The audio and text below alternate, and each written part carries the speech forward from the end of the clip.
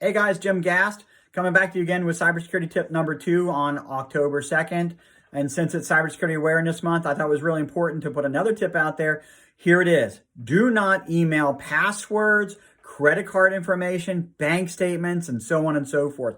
Why? Well, because when you send that information stays in your sent items of wherever you're sending it from.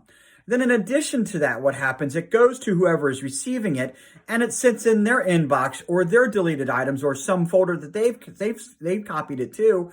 And now you've basically duplicated the place where a hacker wants to go. Oh, by the way, did I mention that email is the number one thing that hackers actually want to hack because they know that it's a treasure trove of information that they can steal and do identity fraud, identity theft, even ransomware, so on and so forth. Get password. It's a password. Who knows what they could do? They could log into your bank accounts if you sent your passwords.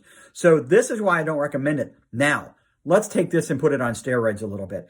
Not only is it bad enough to email one person, but imagine if that person sent that and forwarded it to somebody else.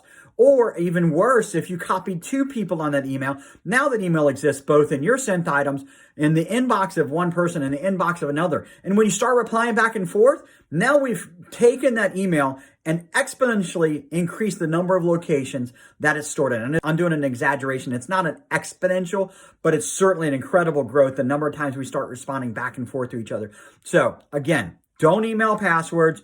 Don't send credit card information or statements. Don't send bank information. Don't send healthcare information over insecure email. If you need to send a password to somebody, especially us here at SpliceNet, I recommend actually texting it to us, and we would actually ask you for that and give you a number to send that to, or we would call you and ask for it in person. Of course, always identify the person that's calling and asking for a password. Make sure that you know them. Make sure that you can validate who they are beforehand. So again, Cybersecurity Awareness Month, tip number 2. See you tomorrow.